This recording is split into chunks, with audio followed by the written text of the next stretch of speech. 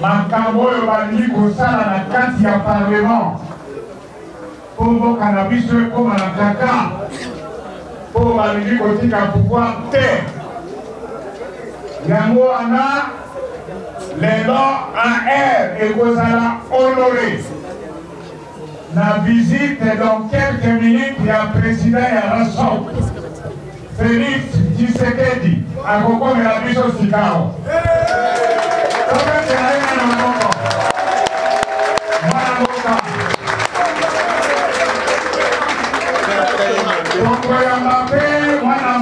Pierre Alumbi, président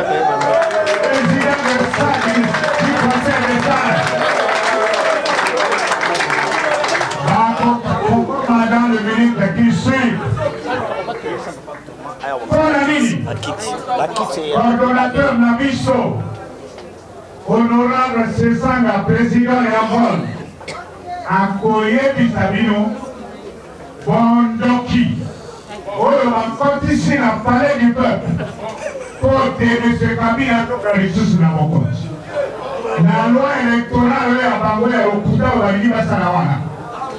Yamo Ana, Tolinito Bengabino, et ton compère Sabino programme.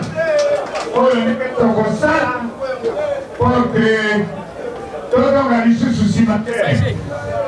Dans quelques minutes, nous sommes la coordonnateur pour combiner la photo et la babaya. Entre ok.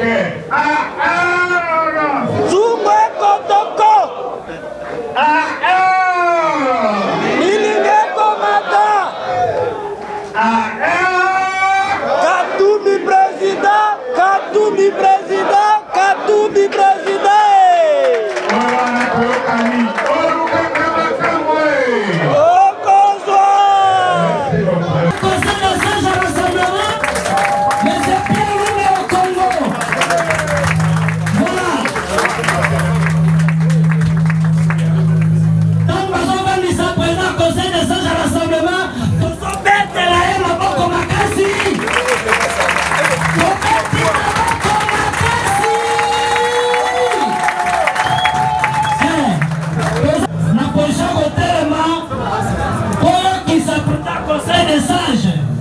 Il y a rassemblement, on aura...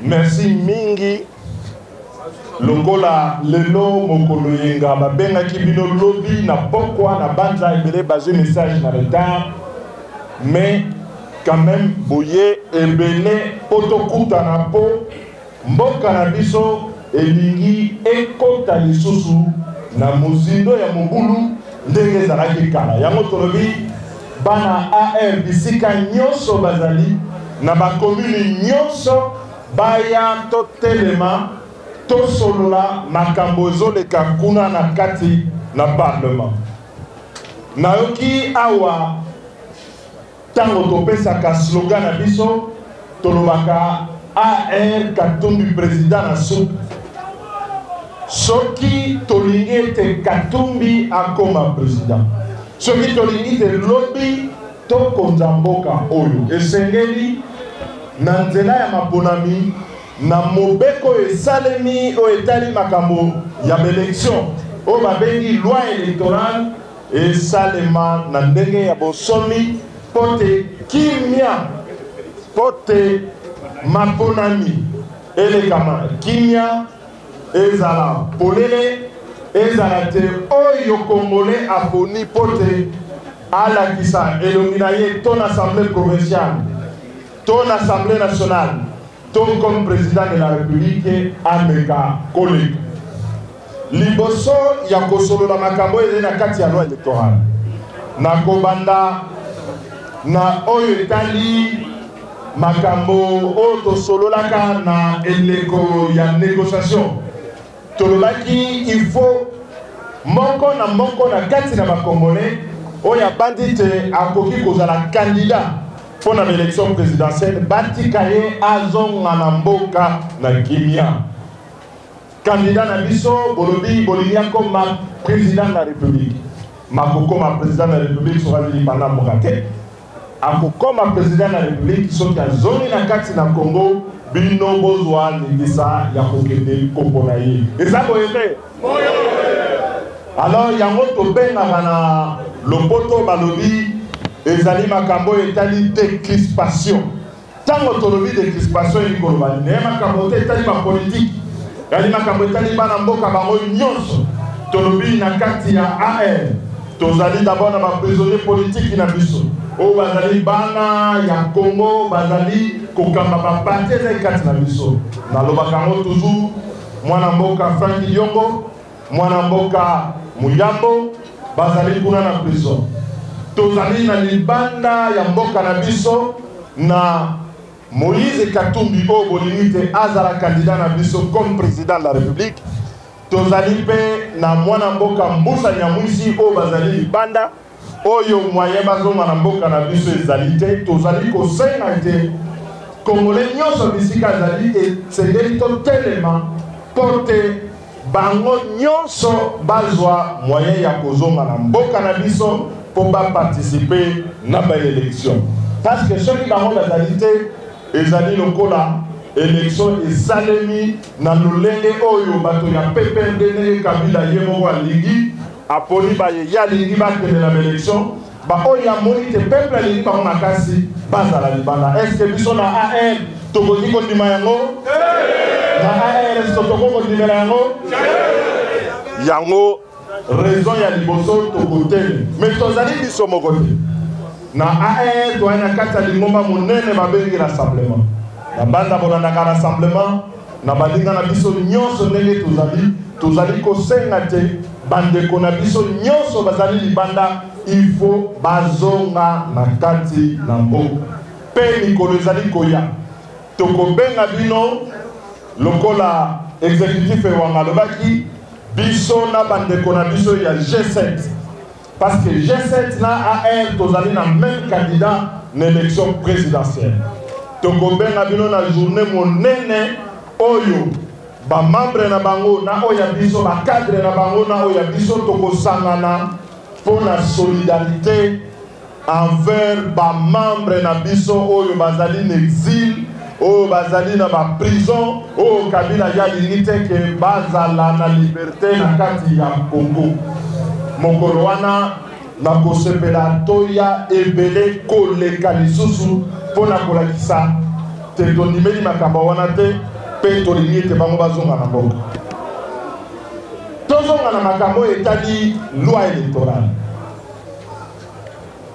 boyebi na 2011 ntango tokendeki na élection Kabila lokola amonaki te moyen aleka na mikano ezalaki na mboka na biso na loi électorale basalaki balongolaki bakendaki kobongola mama na mobeko to mpe constitution babongoli constitution balongoli 2 tours ekomi te président okoki koleka na 1 tour oza na 20% oyo alandi yo soki aza na 18 na 17 okomi président ya bakongolais wana elekaki na 2011 mais bana Congo tofandaki tolobi lokola ezali mandat na ye ya suka tokozwa occasion ya kosalaka baélection na mboka na biso na 2016 eza boye te yango totambolaki année dernière mpo na baélection esali mais tokomi na eleko élection aboyi boke atingani alobi moyen tosala baélection ezali te bakongolais biso mpe tolobi il faut akende kaka na boyokani tolobi année oyo lokola moyen tosalango na 2016 ezali te totiango na 2017 mais na 2017 pe moyen basala yango exact. Mais na bisika bapesa biso solution.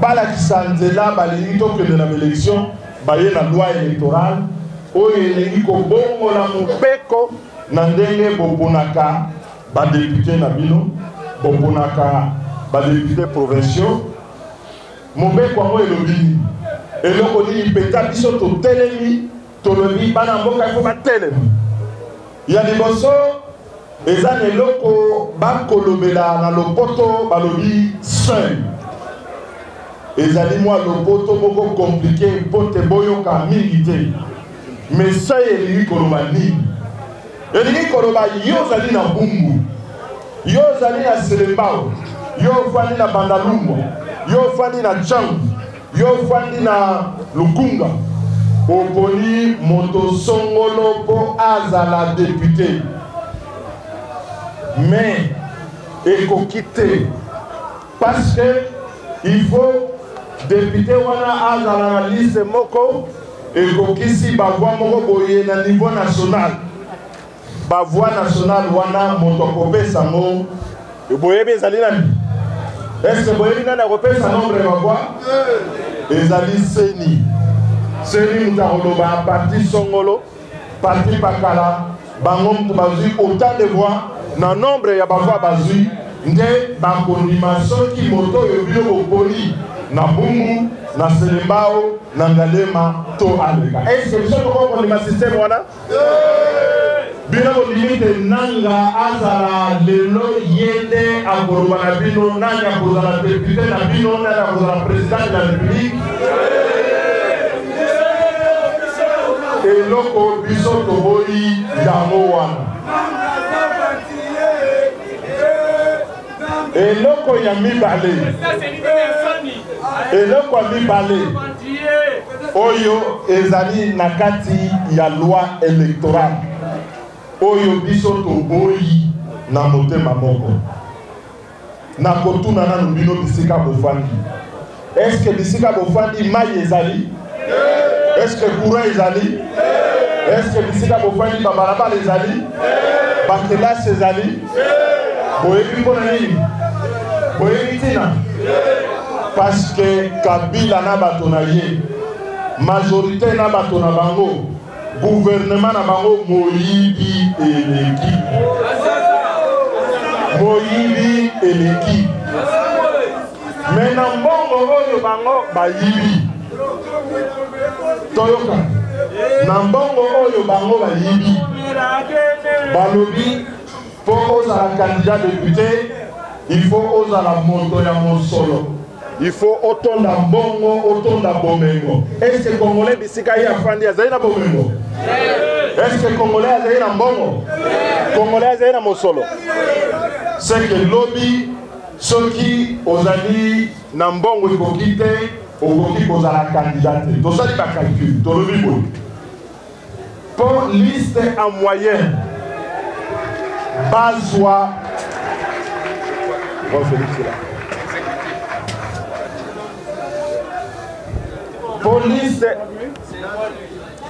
police en moyenne bazwa badéputé bazwa seuil oyo bango bazoloba ezosenga bozala en moyenne na 300 candidats 300 candidats bango batie motuya na candidat moko ezali $1000. C'est-à-dire que pour binisa député, il faut binisa $300,000. Congolais boni bazana $300,000 pour bachana mesa. Est-ce que vous avez $300,000 pour tous les députés? Vous avez ngo? Mais lokola bango ba yibi bon. Lokola baboyi kotonga babalabala. Balobi basombi Congo. Basombi bomoto na bino. Est-ce que basomba bino? Bino botekela bango Congo? Congo eza ya bango to eza ya biso. Alors, soki Congo eza ya biso, bakokende bakokende te. Bakokende bakokende te. Bakokende to bakokende te. Alors, soki bolingi te bakende ekosenga te biso baso bisika toali il faut totelema parce que mobeko wana soki eleki lobby il faut $300 000 pour tolekisa candidat lobby il faut kozela seni aloba te bozwi conscient toyebi te lokuta na bango bakopona mpe baparti ya ngambo na bango mpo te bango nde balekisa bato na bango eloko ya misato toboyeli mpenza loi électorale balobi boye bomonaka ntango tokendaka élection soki boki élection bolingi bosala meeting est ce que basengaka autorisation soki na ye tokutana na lisenso na bandeko baza na lisenso est ce que il faut nasenga autorisation mpo te tokutana bango mais bango batia na mobeko na bango balobi na ntango ya loi ya campagne électorale avant yo bima libanda okende osolola na bandeko oke kolakisa nano elongi na yo epai ya kimbuta epai ya maire na bino epai ya bourgmestre mpo bapesa bino autorisation est-ce que bino bango kondima yango mpe balobi boye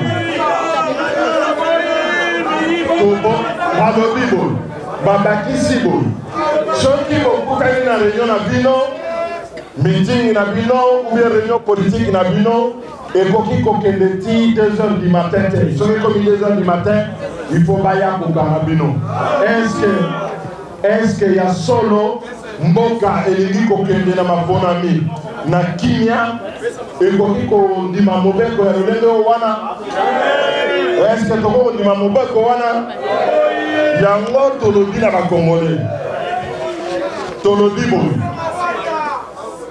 tolobi lokola toboyi mobeko o wana lokola toboyi kondimela moyibi na bango lokola tolobi congolais biso totekela bango mboka te mboka oyo ezali te topesi yango na bato oyo batondi bomengo mboka oyo totekeli yango na kimbuta te ezali mboka na biso baso ekosenga totelema tolakisa bango na liboke na bomoko ke toboyi kondima lwa wana lokola tosalaka na 2015 bozoyeba so na 2015 bayaka na loi balobi te loi électorale avant tosala maponami il faut basala nanu recensement ekozwa 5 ans 6 ans 7 ans est-ce que tondimaka yango est-ce que tondimelaka yango congolais abimaka na balabala tobimaka ebele mpo na kolakisa te toboyi mobeko wana tolingi tokende na maponami soki tolingi te élection esalemi soki tolingi tobongola mboka na biso soki tolingi lokola bolobi bakende soki tolingi kozwa bakonzi ya sika esengeli tosangana na bomoko totelemela bango ezala na parlement ezala na bainstitution mpo te bazonga nsima mobeko wana eleka te parce que soki bayebisi bino ezali mosala ya badepute ya solo ezali mosala ya badepute me badepute bango moko eza mosala ya badepute bango moko te eza mosala na biso nyonso parce que soki bolobi botikeli biso badepute tosala yango soki toke kuna boyebi ndako wana ekoma lokola ndako ya bazabolo oyo babengi parlement eza lisusu ndako te oyo bato baye na kimia mpo bakanisa makambo ya mboka na bango soki toke kuna na ndako na bango oyo ezali ya mvute ekosala nde bakolekisa mobeko na bango me bino bokanisi bokovote parce que nanga abombeli bino prise ya suka boyebi prise ya suka oyo nanga abombeli bino boyebi yango alobi akoya na machine à voter alobi bino bokokota na babiro de vote machine moko ezali wana soki oye ofini machine wana voter na place na yo. Est-ce que bino bondimi yango? Bondimi machine à voter? Bolingi lobi bokende na ba bureau de vote, machine à voter na place na bino? Alors, nazana motuna ya suka na rotuna bino. Est-ce que ezali na moko awa oyo ye atekeli Kabila na bato na ye ya tekeli bango droit de vote? Est-ce que moko na kati na biso azali? Est-ce que totekeli na bango droit de vote? Soki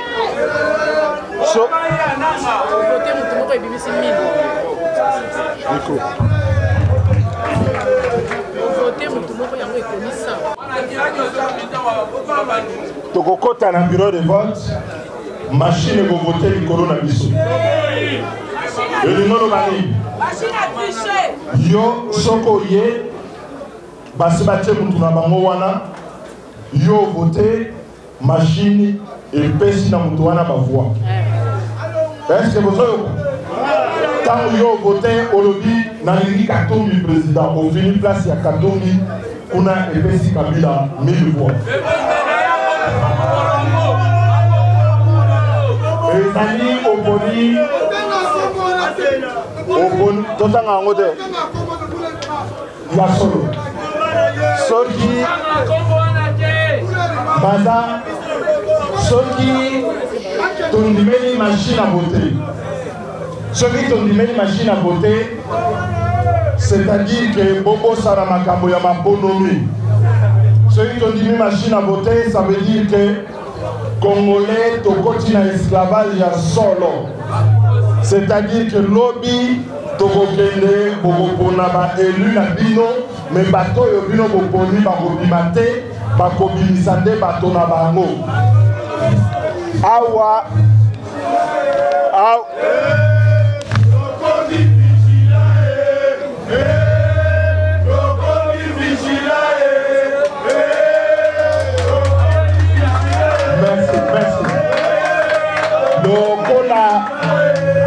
lokola bolobi bokomi vigilant, ça veut dire bokondimela yango te, bokotika yango eleka te. Tosali calcul ya moke, tosali calcul ya moke, calcul wana elakisi biso te soki totiki bango bakende na baélection na ndenge bango balingi lobi na parlement bakobima na 370 députés. Bakobima 370 députés ya PPRD na batonaye boyebi tina na yango bazoluka yango bazoluka nde babongola mama na mobeko parce que soki bazwi ba député ebele nde bakochanger constitution, soki bachanger constitution bapermettre moto na bango azonga.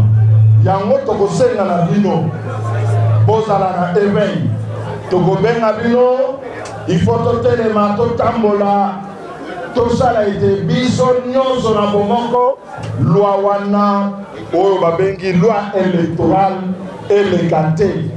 Toboyi likambo ya seuil, toboyi likambo ya machine à voter, toboyi mpe makambo na bango balingi kobebisa droit ya manifester soki pendant élection moto alingi asala meeting na ye esengeli te akende kotala maire, akende kotala bourgmestre to mpe kimuta mpo asala meeting na ye. Yango nalingaki kolimolela bino lelo kolakisa bino tina nini na AR toboyi mobeko wana. Tokosenga bino na bakomite na bino bosolola na bakartier boyebisa bana mboka, tokobenga bango mpo baya lisusu totelema totambola pote na parlement loi wana eleka te, totelema lokola totelemaka na 2015.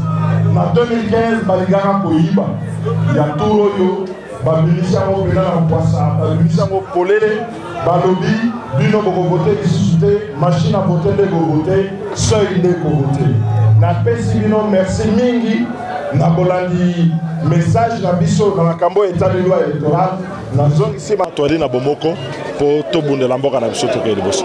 ni bino na député na kati ya Assemblée nationale bozo prévoir pour na côté la loi électorale wana pour awa bo tembo lobele population.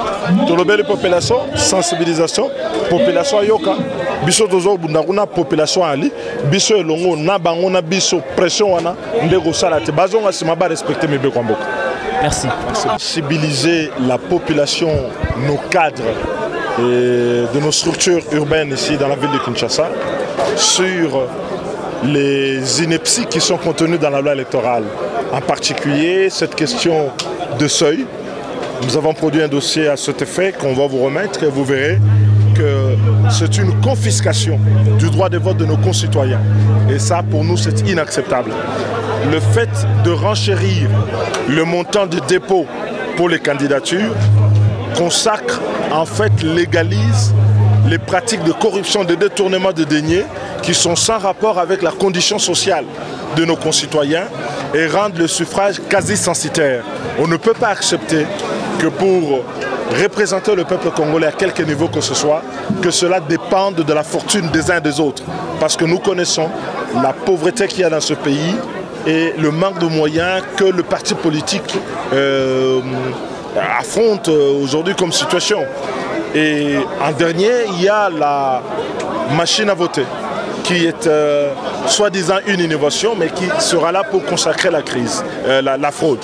Et pour empêcher que cette fraude ne puisse élire domicile chez nous, nous disons qu'il faut que le vote se passe comme il s'est passé en 2006, en 2011, avec le même mode de scrutin et qu'on restreigne la modification de la loi électorale aux dispositions essentielles qui rendent la tenue du scrutin nécessaire. Au-delà des différentes... oui, il y a certains éléments. Au regard de tout ce que vous venez de dire, à votre avis, cette proposition de loi est-elle démocraticide? Ben, je l'ai dit, elle est liberticide, elle viole la Constitution et elle consacre un recul de la consolidation de la démocratie dans notre pays. Et c'est quelque chose qui était inacceptable, qui est aux antipodes de tout le combat que le peuple congolais a mené depuis plus de 20 ans pour qu'on s'instaure dans ce pays une démocratie digne de ce nom. Et nous ne pouvons pas admettre que des droits aussi imprescriptibles, infrangibles et qui sont inscrits de manière inexpugnable à la dignité de la personne humaine fassent l'objet aujourd'hui d'une transaction ou d'un privilège de la part de la majorité. Je parle ici du droit de manifester, du droit de vote. C'est quelque chose qui est essentiel à la démocratie et que l'on ne peut pas sacrifier. Et donc il faut que le peuple se mobilise et se mette debout. Vous êtes minoritaire à l'Assemblée nationale, la majorité risque de l'emporter. Quelle est l'autre voie de recours que vous voulez mettre en place pour contraindre la majorité à retirer cette loi? Ben écoutez, nous avons commencé à mobiliser la population. Nous allons mobiliser cette population comme en 2015. Ce n'est pas parce qu'une majorité existe qu'on lui a vendu le pays. Ils n'ont pas les titres de propriété sur ce pays. De la même manière qu'on ne leur a pas concédé le droit de vote, qui est un droit qui est attaché à la personne humaine, à tout Congolais. Et donc cela, nous n'allons pas l'accepter et ce n'est pas parce qu'ils vont l'inscrire dans une loi scélérate que le peuple congolais va se rendre. Il se battra jusqu'à obtenir sa libération. Par la mobilisation, nous allons le faire comme nous l'avons fait en 2015. Nous avons exigé, nous avons obtenu que la loi 2015 ne soit pas votée, comme nous allons nous mobiliser pour cette loi, pour ne pas l'accepter. Mais certains partis politiques de l'opposition restent muets devant le débat autour de cette loi. Vous savez, la prise de conscience, c'est question de temps. Il faut laisser chacun faire son parcours. Et je crois que cette question est une question essentielle, est une cause nationale qui ne touche pas à un parti politique, qui touche à l'ensemble de la nation. Y compris, je dis bien y compris, les députés de la majorité. Parce que je vais dire, les députés de la majorité, on ne leur a pas donné le droit, dans leur circonscription, de venir marchander le droit de vote de leurs électeurs.